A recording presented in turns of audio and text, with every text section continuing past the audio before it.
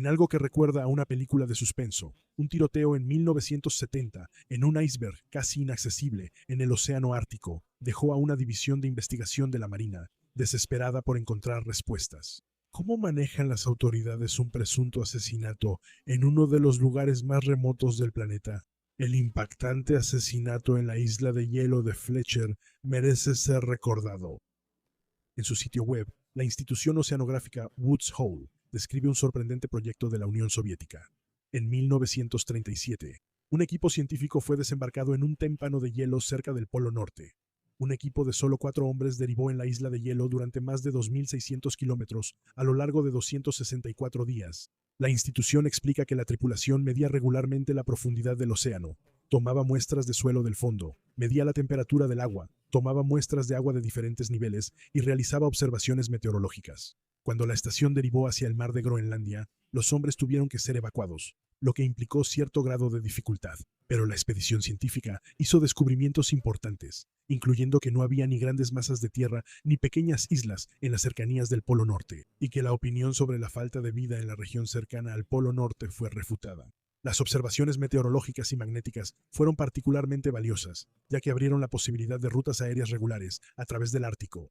El programa soviético que utilizaba estas estaciones a la deriva continuó desde 1937 hasta 1991 e incluyó a 88 equipos polares. Woods Hole escribe que el programa de investigación de las estaciones a la deriva en el Polo Norte no tiene igual en el siglo XX por su duración, variedad de material de observación, importancia de los descubrimientos científicos y cantidad de problemas resueltos. Sin embargo, sorprendentemente, la institución señala que las actividades soviéticas en el Ártico, después de la guerra, eran desconocidas para Occidente hasta 1954.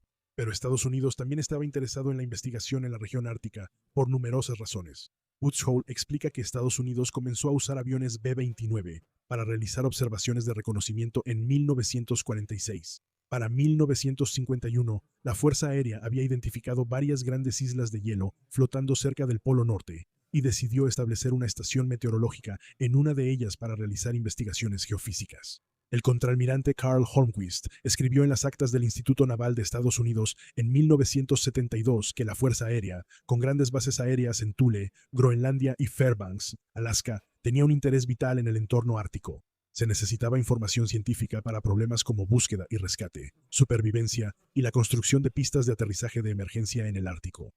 La isla de hielo en la que la Fuerza Aérea decidió establecer la estación se llamaba T3, señaló la revista científica EOS en 2019. La isla de hielo se extendía por más de 77 kilómetros cuadrados, un área más grande que Manhattan, y su superficie nivelada la hacía ideal para el aterrizaje de aeronaves. Holmquist escribe que T3 parece haberse desprendido de la bahía Yelverton, en la isla Ellesmere, probablemente en algún momento después de 1935.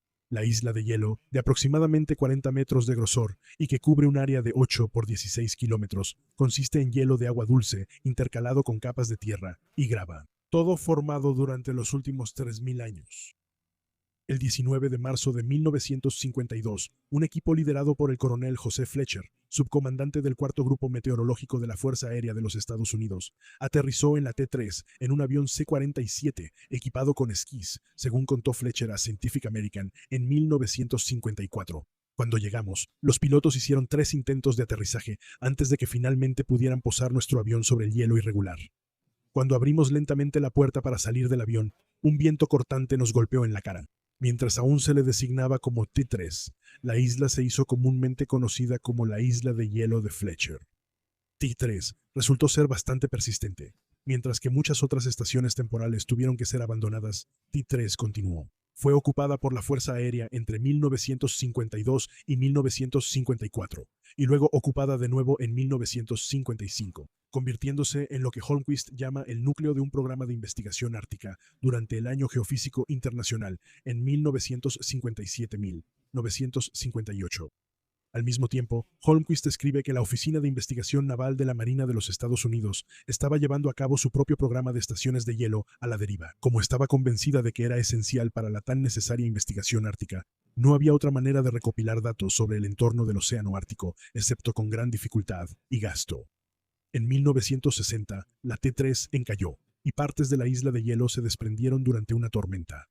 La Fuerza Aérea decidió abandonar la estación T3 en 1961, pero la isla se liberó a finales de 1961 y en 1962 la ONR identificó la isla flotando a más de 100 millas al norte de su última ubicación y se dieron cuenta de que la mayor parte de la estación seguía intacta, así que decidieron ocuparla de nuevo. La Fuerza Aérea transfirió oficialmente el equipo a la Marina, escribió el Anchorage Daily News. En 2023, transferido de la Fuerza Aérea a la Marina, la misión siguió siendo la misma, para aprender más sobre el misterioso Ártico. En su apogeo, más de 40 científicos e ingenieros estaban destinados en la isla de hielo de Fletcher, participando en una amplia gama de estudios biológicos, geofísicos y meteorológicos. Algunos de los datos recolectados ahí todavía se usan hoy en día, siendo funcionalmente insustituibles, debido a la infinidad de dificultades que implica investigar tan al norte. Aunque la operación se realizaba bajo los auspicios de la Oficina de Investigación Naval de la Marina, la estación normalmente estaba ocupada completamente por civiles. La geofísica Caroline Ruppel le dijo a EOS: los hombres pasaron meses y meses en esta isla bajo condiciones extremas, solo para obtener la ciencia. De hecho, las condiciones eran brutales, dijo Fletcher sobre la primera estación. El experimento T3 ha demostrado que el hombre puede sobrevivir al frío mortal y a los vientos entumecedores de la desolada región polar norte, pero solo si cuenta con el mejor equipo. Holmquist describe las condiciones. Tormentas violentas, niebla frecuente y cielos persistentemente nublados predominan tanto en verano como en invierno. Las temperaturas invernales están muy por debajo del punto de congelación y a veces alcanzan los menos 60 grados Fahrenheit. En verano, la temperatura ocasionalmente supera el punto de congelación, pero un viento helado hará que la sensación térmica sea mucho más baja. El invierno es una época de oscuridad constante, excepto por unas pocas horas de penumbra cerca del mediodía. En los meses de verano hay luz del día prácticamente constante. Podrías imaginar que el verano es más popular que el invierno, pero no es así. En verano, el hielo se vuelve demasiado blando para que aterricen los aviones, y los suministros se lanzan en paracaídas. Esto puede generar una situación difícil. Holmquist escribe que en 1963, un científico en otra estación flotante se enfermó, y la única opción para recogerlo fue llamada el Aerotriver. El dispositivo consiste en un asiento especialmente diseñado, sujeto a una cuerda de 500 pies, que es elevado por un pequeño globo. Una aeronave, equipada con un yugo especial, engancha la cuerda para que la tripulación pueda sujetarla a un cabrestante. Todo eso suena bastante angustiante, especialmente para un científico que ya estaba enfermo, pero el científico murió antes de que se pudiera intentar el rescate. La situación enfatizó la dificultad de mantener contacto con las estaciones de hielo flotante, escribe Holmquist. No fue sino hasta 7 años después que ocurrió otra muerte en una estación de hielo ártica, bajo circunstancias completamente diferentes e inesperadas. En el verano de 1970, la estación estaba ocupada por 19 hombres. Holmquist escribe que los 19 hombres eran empleados de agencias federales, instituciones civiles y empresas privadas bajo contrato con la ONR, así como nativos de Alaska, empleados por el Laboratorio Naval de Investigación Atmosférica como personal de apoyo. El gerente de la estación, Penny P. Leitsley, de Louisville, Kentucky, trabajaba para la Oficina Meteorológica de los Estados Unidos y era el técnico encargado de su programa meteorológico T3. Como gerente de la estación, su puesto era en gran parte titular. No había mucho que hacer en la isla, escribe Holmquist. Las actividades recreativas son bastante limitadas y generalmente se reducen a libros, juegos y películas. Una actividad que se había vuelto casi rutinaria era la elaboración de vino a partir de pasas u otras frutas, escribe The Anchorage Daily News. El 16 de julio de 1970, Mario Escamilla acusó a su colega científico Donald Leavitt de robarle su vino casero de pasas. Sin duda, una posesión muy valiosa. La discusión se intensificó y Escamilla se fue a buscar un rifle. De regreso, fue detenido por el jefe de la estación, Benny Leitze. Holmquist escribe que lo que sucedió en ese momento no está del todo claro, pero es evidente que hubo una discusión acalorada. Un rifle para osos. Las armas se mantienen en el campamento para protección contra osos polares. Encabezado por Esquimia, se disparó de alguna manera y Leitze recibió una herida en el pecho cerca del corazón. El asesinato planteó muchas preguntas difíciles. La estación no tenía doctor, aunque eso habría hecho poca diferencia en este caso, como señala Holmquist. Por la información transmitida, era evidente que la víctima había fallecido por una herida tan grave que incluso la ayuda médica profesional inmediata no habría servido de nada. La lejanía del lugar quedó demostrada por el hecho de que el operador de radio de la estación no pudo contactar a Narle y terminó teniendo que emitir un SSS general por radioaficionado. Holmquist escribe: la ONR ahora se enfrentaba a algunos dilemas. Se tenía que realizar una investigación oficial sobre el cuerpo de Leitze, y el sospechoso tenía que ser devuelto a los Estados Unidos. Sin embargo, la pista en T3 era inutilizable para aviones de ala fija y permanecerá así hasta finales de septiembre o octubre. Pero quizás más complicado, escribe el Anchorage Daily News, es quien debería investigar. La muerte planteó un tema fascinante y hasta ahora en gran parte no examinado sobre la jurisdicción, aunque principalmente estaba tripulada por estadounidenses. La isla de hielo pasó la mayor parte de su existencia en aguas internacionales. De hecho, la isla estaba frecuentemente más cerca de Canadá que de Estados Unidos, lo que provocó cierta fricción diplomática. Nadie estaba seguro de si tratar la isla de hielo como un territorio, un barco o algo completamente nuevo.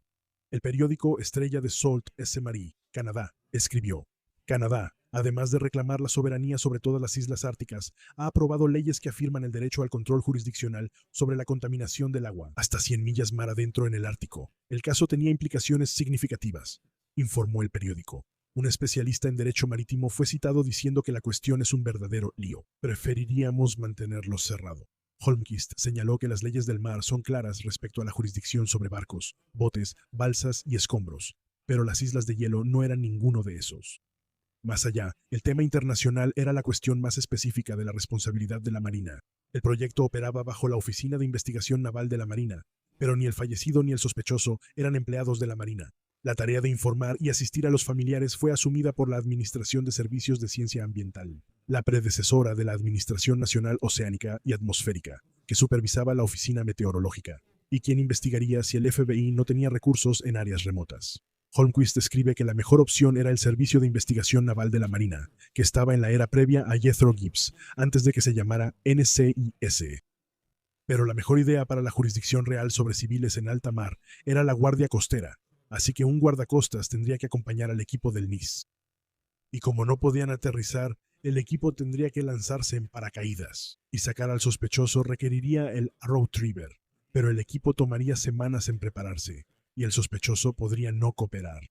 Esperar hasta que los aviones pudieran aterrizar en invierno tenía sus propios riesgos, ya que el sospechoso podría seguir siendo peligroso. La idea de usar helicópteros también presentaba problemas, ya que la isla de hielo, en ese momento, estaba a 600 millas del campo de aviación estadounidense más cercano en Thule, Groenlandia, y ningún helicóptero de la Marina tenía suficiente alcance para llegar tan lejos. La Fuerza Aérea tenía helicópteros en Thule, que podían llegar a la isla usando reabastecimiento de combustible de sus aviones cisterna C-130, pero ese era un equipo de búsqueda y rescate, y se requería una declaración de emergencia para desviarlos de su misión regular. Incluso ese escenario presentaba peligro, ya que el clima era notoriamente peligroso en el verano ártico. Como otro problema adicional, el sospechoso tendría que ser llevado directamente a los Estados Unidos, ya que detenerse para reabastecer combustible en Canadá podría crear otro problema de jurisdicción. Para empeorar las cosas, el incidente ya estaba apareciendo en la prensa. La ONR reunió las piezas en poco más de una semana, solicitando oficialmente ayuda a la Fuerza Aérea y declarando una emergencia para hacerlo. Un equipo que incluía a 2 investigadores del NIS, un asistente del fiscal de los Estados Unidos, un escribiente de la Guardia Costera y un reemplazo para Leitzi, llegó a Thule el 24 de julio. Allí, un helicóptero de la Fuerza Aérea tuvo que ser modificado para agregar la sonda de reabastecimiento en el aire. El grupo partió de Thule el día 27 y permaneció 3 días en la isla de Fletcher para la investigación. Partieron con los restos de Escamia y Leitzi hacia Thule el día 29. Pasaron la noche allí, ya que Dinamarca no tenía interés en un crimen que no había ocurrido en su territorio, y partieron el día 30 directamente hacia el Aeropuerto Internacional Dulles, donde Escamia fue acusado por el Departamento de Justicia del delito de homicidio en segundo grado. En alta mar, Estados Unidos reclamó jurisdicción bajo la Ley Marítima Especial. Al final, el tema de la jurisdicción no se resolvió definitivamente. Canadá renunció específicamente a la jurisdicción solo en este caso, sin perjuicio de futuras reclamaciones sobre la jurisdicción en T3. Estados Unidos enmendó el Código Penal para otorgar jurisdicción federal en casos donde se cometan delitos por o contra ciudadanos estadounidenses en lugares donde otra nación tiene jurisdicción. Pero eso no se ha aprobado internacionalmente. En el juicio, la defensa argumentó que el rifle estaba defectuoso y que pudo haberse disparado por accidente.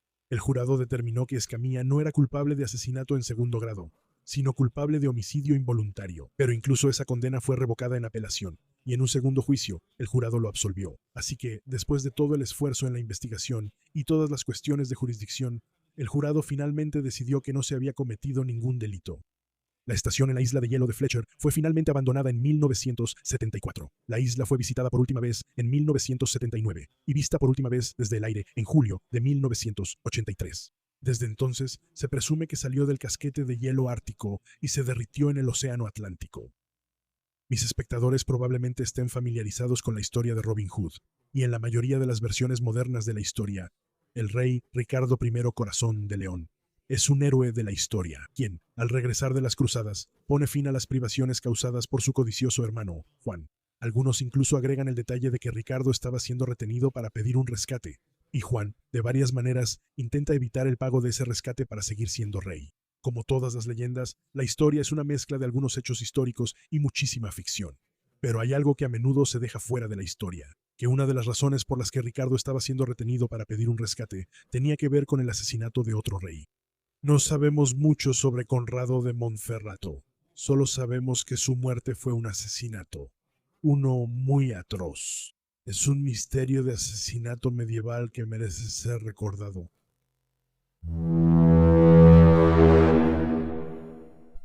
Jerusalén es una ciudad antigua, con evidencia de asentamientos que datan de al menos hace 5000 años. La zona fértil en la encrucijada del Mediterráneo ha sido ocupada y conquistada muchas veces, y la ciudad amurallada sitiada por numerosos imperios. La ciudad pasó por primera vez al dominio musulmán, después de que el primer califato la tomó de los bizantinos en el año 637 o 638. Las amenazas reportadas a los peregrinos cristianos por parte del imperio selyúcida en el siglo XI resultaron en la Primera Cruzada, una guerra religiosa iniciada por el Papa Urbano II para recuperar la Tierra Santa. Jerusalén fue tomada por asedio por los ejércitos de la Primera Cruzada, del Califato Fatimí, en 1099, lo que llevó a la masacre de los habitantes musulmanes y judíos de la ciudad y a la creación del reino cristiano de Jerusalén. Un líder en la cruzada, Godofredo de Boulogne, fue nombrado líder de la ciudad, aunque él no eligió el título. El rey Godofredo murió solo un año después, en 1100 según algunos relatos por enfermedad, y según otros, cayendo en batalla.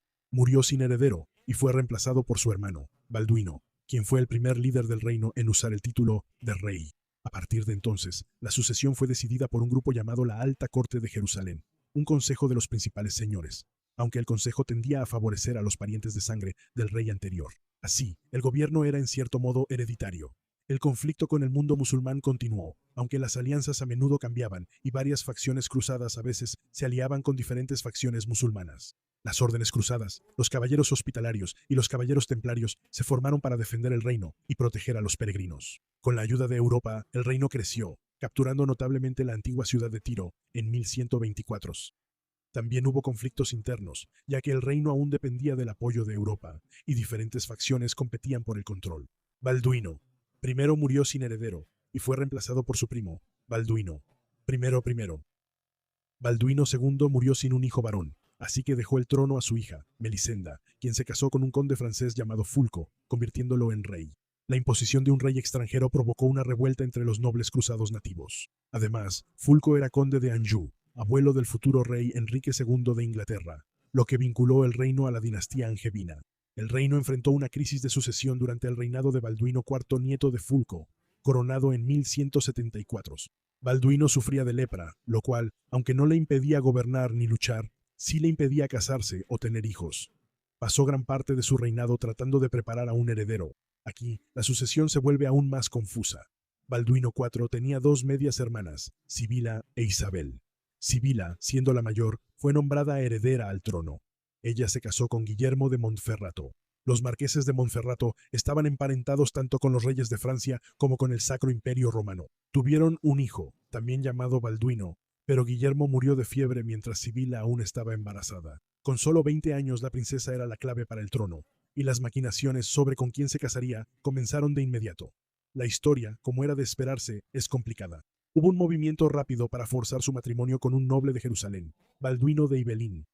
Tan confuso como era el número de Balduinos, esto fue percibido por Balduino IV como un intento de golpe de Estado, y Sibila fue rápidamente casada con otro noble que había llegado recientemente a Tierra Santa, el relativamente desconocido Guido de Lusignan. Sin embargo, la crónica contemporánea de Ernol sugiere otra posibilidad simple. Posiblemente la joven Sibila simplemente fue seducida por Guido. Guido era de la casa de Lusignan, que estaba en Poitou, parte de la dinastía angevina, y vasallos del rey de primero Inglaterra, Enrique II, y luego de su hijo, Ricardo I. Pero Guido resultó ser impopular tanto entre los varones de Jerusalén como entre los reyes de los otros estados cruzados. Temiendo una crisis y con varios pretendientes al trono, el rey leproso convocó un consejo y decidió que su sobrino de 6 años, Balduino, hijo de Sibila y Guillermo, fuera el elegido. Balduino fue nombrado Balduino V y hecho corregente de Jerusalén. Cuando Balduino IV murió en 1185, Balduino V se convirtió en rey, y el conde Raimundo de Trípoli, otro estado cruzado, fue nombrado regente. Esto fue significativo, como escribe la historiadora Elena P. Schrader, el hecho de que Trípoli fuera nombrado regente con el consentimiento de la alta corte, y que el conde de Edesa fuera nombrado tutor del niño, son ambas indicaciones de la intensidad de la animosidad y sospecha que los obispos y varones de Jerusalén sentían hacia Güey de Lusignan en ese momento. Pero el joven rey sufría de mala salud y murió en 1186. Los rumores de traición eran generalizados, pero Sibila actuó rápidamente y reclamó el trono. Su esposo seguía siendo impopular, y la nobleza de Jerusalén solo permitió su ascenso si anulaba su matrimonio con Gai, una condición a la que ella accedió solo si se le permitía casarse con el hombre de su elección. Ella anuló obedientemente su matrimonio, ascendió al trono y luego eligió volver a casarse con Gai. La decisión fue tan repudiada que el patriarca latino de Jerusalén se negó a coronar a Güey. Sibila decidió coronarlo ella misma, a pesar de la oposición de prácticamente todos. Pero su aparentemente leal esposa y un noble importante, Reinaud de Chantillon, señor del feudo de Otrejordán. Las maquinaciones habían hecho a Güey de Lusignan rey de Jerusalén en 1186. Fue un acontecimiento que afectaría drásticamente al reino. Bajo Balduino IV y la regencia de Raimundo, se había mantenido una paz inestable con los califatos musulmanes. Pero Reinaldo eligió provocar la guerra, primero intentando un ataque desastroso y fallido a la Meca, y luego tomando prisionera a la hermana del gran general selyúcida turco, Saladino. No está claro cuál fue el papel de Guido en estas decisiones, pero al menos no pudo controlar a Reinaldo. Menos de un año después, Guido lideraría a los ejércitos cruzados hacia una derrota devastadora en la batalla de Hattin en julio de 1187. Nuevamente, los historiadores no se ponen de acuerdo sobre cuánta responsabilidad tuvo Guido en la derrota. Mientras que muchos, incluido Raimundo de Trípoli, argumentaban que debía buscar la paz y evitar la confrontación, Guido buscó la batalla, posiblemente porque era demasiado confiado y terco, y posiblemente porque no confiaba en Raimundo.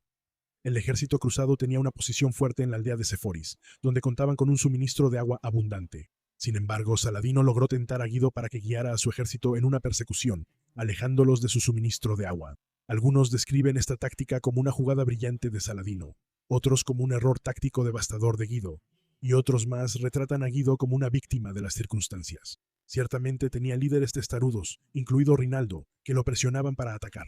También había recibido una suma considerable del rey Ricardo I de Primero Inglaterra, y quizás sentía que debía asegurar la victoria. En cualquier caso, el ejército cruzado, agotado por la sed y luchando en el terreno elegido por Saladino, fue devastado. El historiador Kelly Debris escribió en 2007, el 4 de julio de 1187, las cruzadas cambiaron, y ese cambio se sintió no solo en Tierra Santa, sino también en toda Siria, Egipto, Bizancio y Europa. Parecía como si la rueda de la fortuna de los dioses cristianos hubiera caído, mientras que los dioses musulmanes se habían elevado.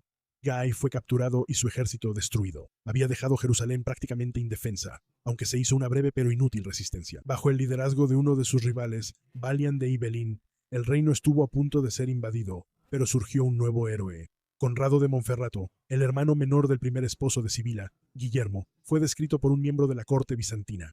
De hermosa apariencia, atractivo en la primavera de la vida, excepcional e incomparable en valor e inteligencia masculina, y en la flor de la fuerza de su cuerpo. En julio de 1187, Conrado llegó a Jerusalén, aparentemente con la intención de unirse a su padre en la cruzada, solo para descubrir que Jerusalén había caído. Su padre estaba prisionero y los ejércitos cruzados estaban en desorden.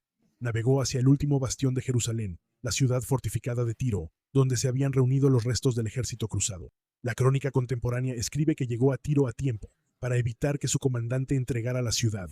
Reorganizó la defensa y luchó con tal ferocidad que un cronista musulmán dijo de él: era un demonio encarnado en su habilidad para gobernar y defender una ciudad, y un hombre de valor extraordinario.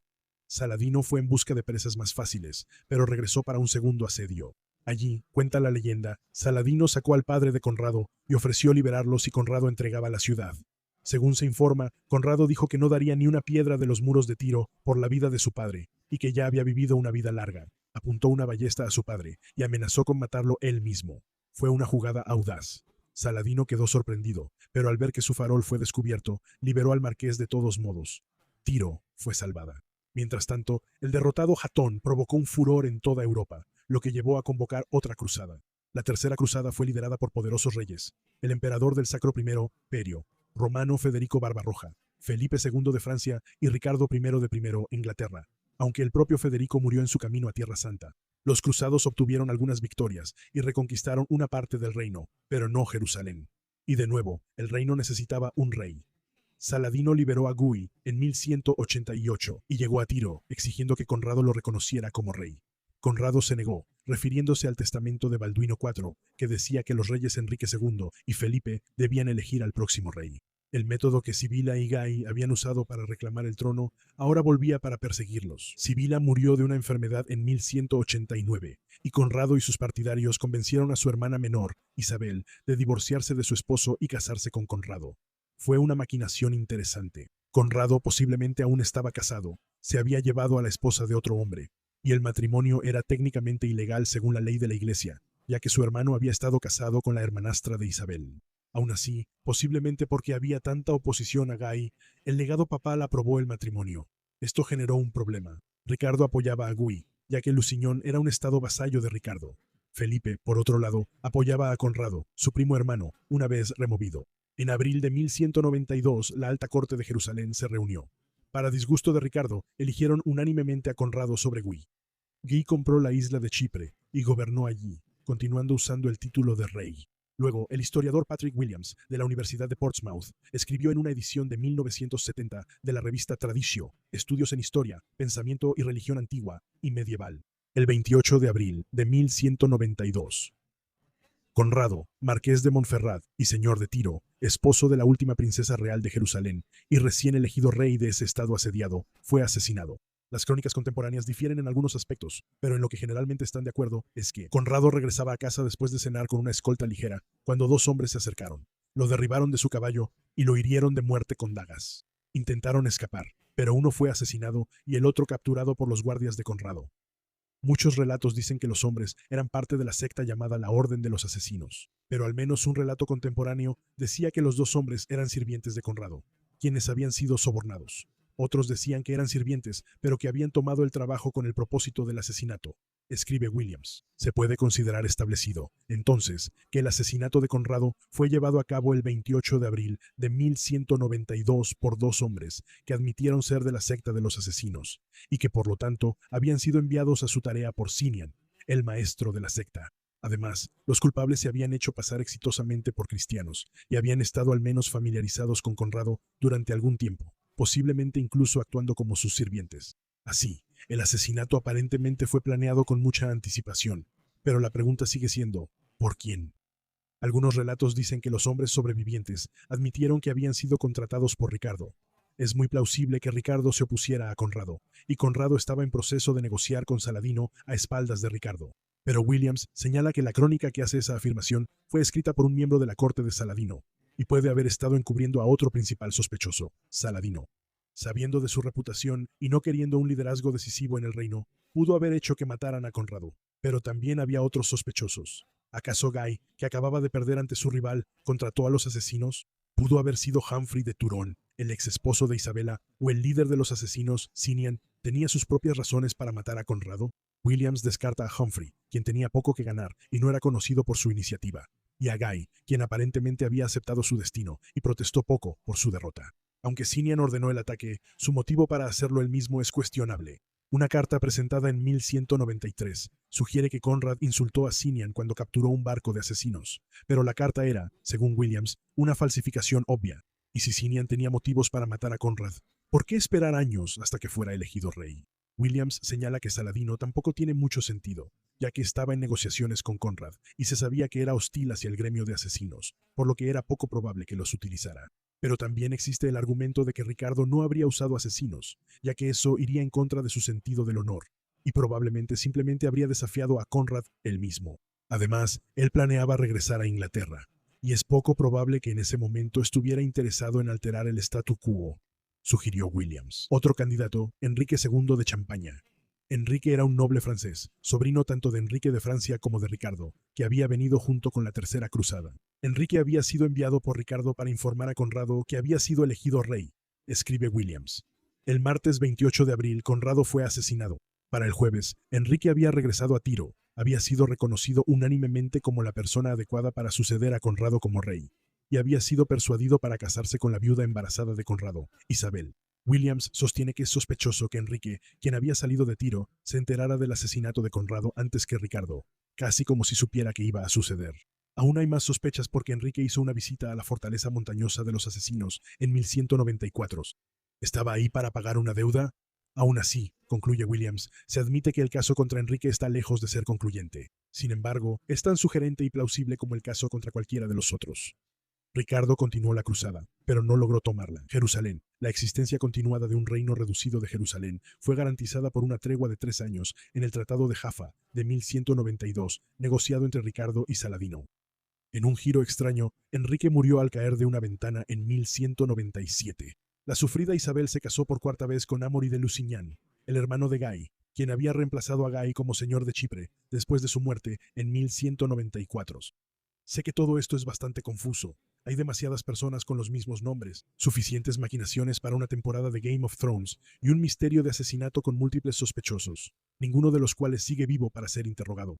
A veces la historia es así, puede ser difícil de desentrañar, y a veces los misterios siguen siendo un misterio, incluso más de 800 años después. ¿Y qué sabemos realmente sobre Conrad? En la ficción y el cine, a menudo lo han retratado como una especie de villano, pero Mariana Gilchrist, de la Universidad de Halle, señala que la descripción histórica de Conrad ha sido influenciada por las crónicas y tradiciones románticas anglo-angevinas que favorecen a Ricardo. ¿Es posible que, en lugar de ser un villano, en realidad haya sido un gobernante muy capaz? Si hubiera sobrevivido, ¿cómo podría haber impactado a su reino? Y otra cosa importante a destacar, cuando Ricardo regresaba a Inglaterra, tuvo que viajar disfrazado porque se había enemistado tanto con los franceses como con el Sacro Imperio Romano. Cuando finalmente fue descubierto y capturado, fue por Leopoldo V, el duque de Austria, quien resultaba ser primo hermano de Conrado de Montfrats. Uno de los cargos que se le hicieron a Ricardo en ese momento fue que él había organizado el asesinato de Conrado. Culpable o no, Ricardo asumió la culpa e Inglaterra pagó el precio. Hoy en día, poco se recuerda al Club Atlético Knickerbocker de Manhattan, que alguna vez estuvo en la esquina de la avenida Madison y la calle 45. Alguna vez fue uno de los clubes atléticos más exclusivos y exitosos de la nación. Pero en 1898, en ese ambiente aristocrático, surgió una historia de intriga, de un triángulo amoroso, de medicinas patentadas y de un juicio del siglo por asesinato. Muy atroz, es una historia que merece ser recordada. El 22 de noviembre de 1877, The New York Times informó que el Club Atlético Knickerbocker celebraría su reunión inaugural el 3 de diciembre y el 4.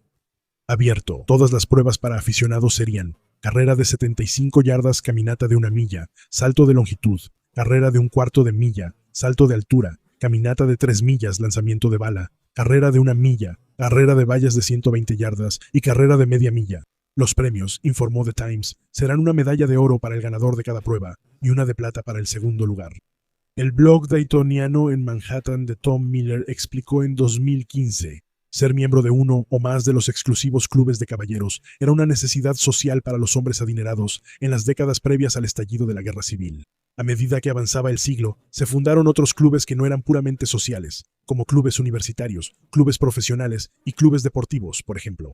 Entre estos últimos estaba el Club Atlético Manhattan, una organización para los hijos deportistas de millonarios que practicaban una amplia variedad de actividades, desde deportes vigorosos como la natación, el boxeo y las pruebas de atletismo, hasta actividades menos exigentes físicamente como el billar y el pool. El club fue organizado en noviembre de 1877. Miller escribe que durante varios años, el club mantuvo una membresía exclusiva de solo 33 personas, quienes pagaban una renta considerable de $1,000 al año, lo que equivale a unos $390,000 hoy en día. Pero Miller escribe que el club fue ampliando poco a poco su membresía, lo que requirió la construcción de un nuevo edificio. El New York Times informó el 3 de agosto de 1888 que el club había comprado la propiedad de la iglesia Gospel Tabernacle en la esquina sureste de Madison Avenue y la calle 45 por $60,000. El Times informó que se construiría un magnífico club en el lugar, que sería una estructura sustancial de 5 pisos de ladrillo con detalles de piedra.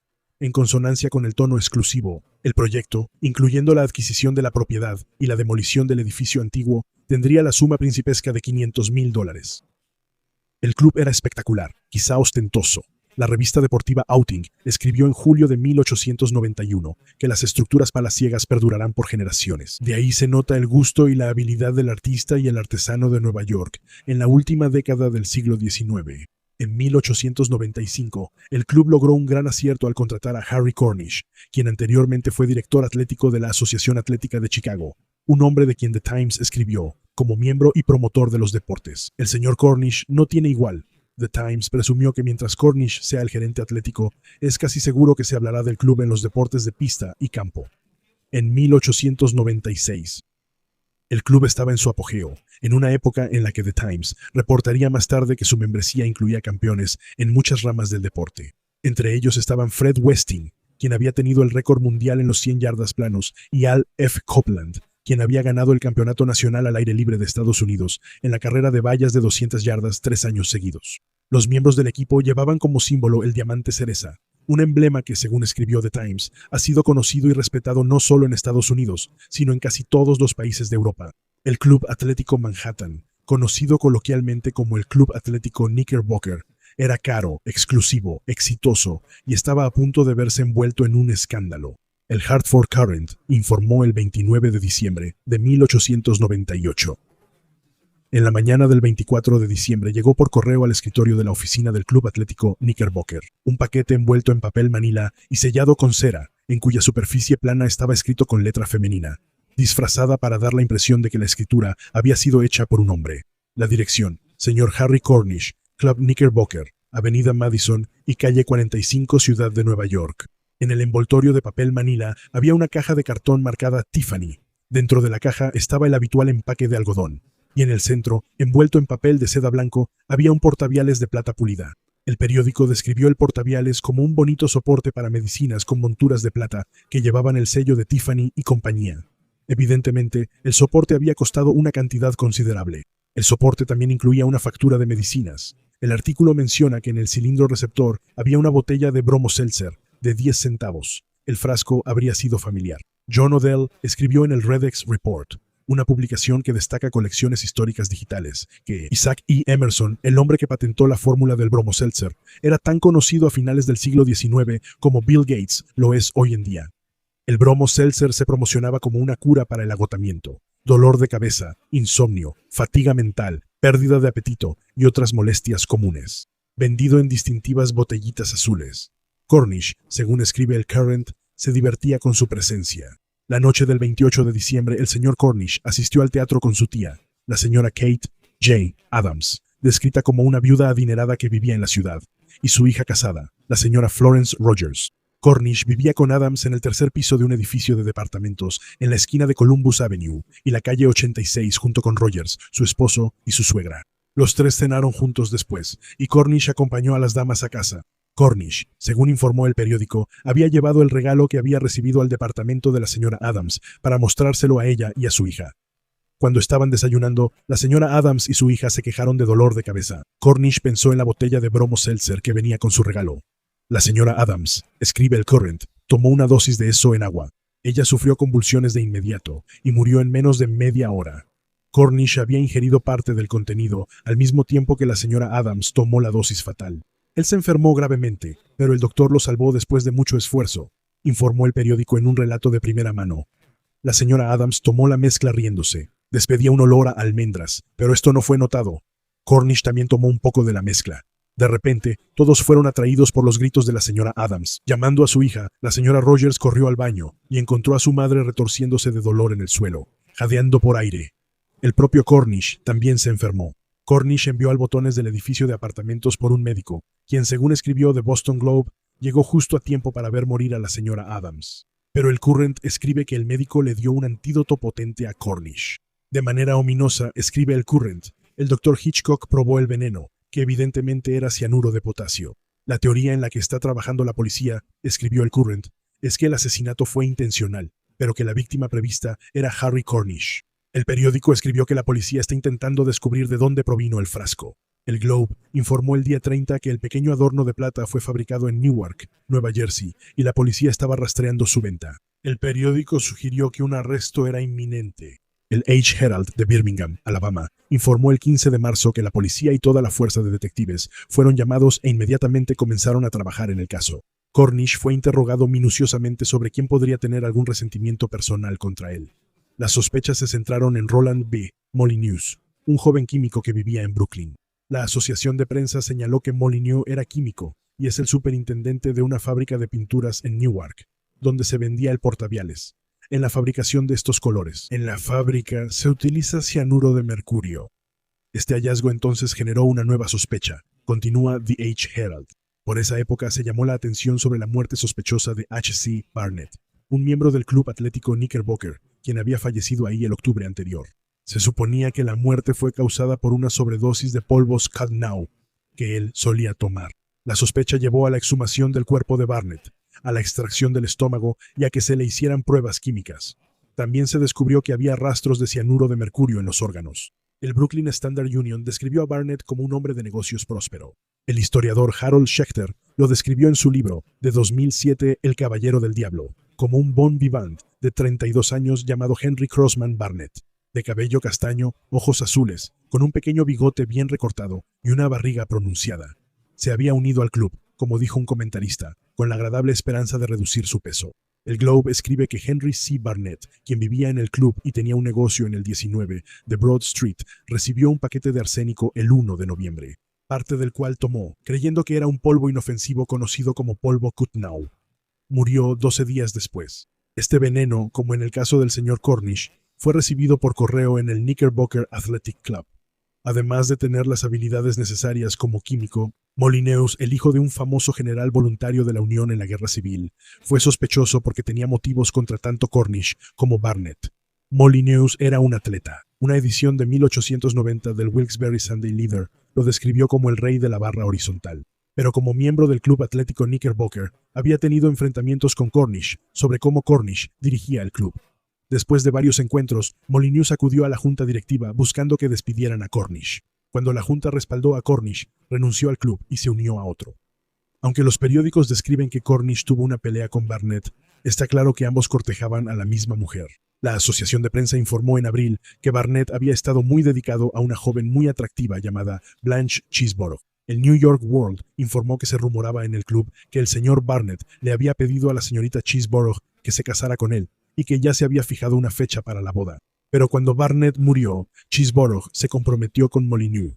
La asociación de prensa escribe que solo 19 días después de la muerte de Barnett, ella se casó con Roland Molyneux.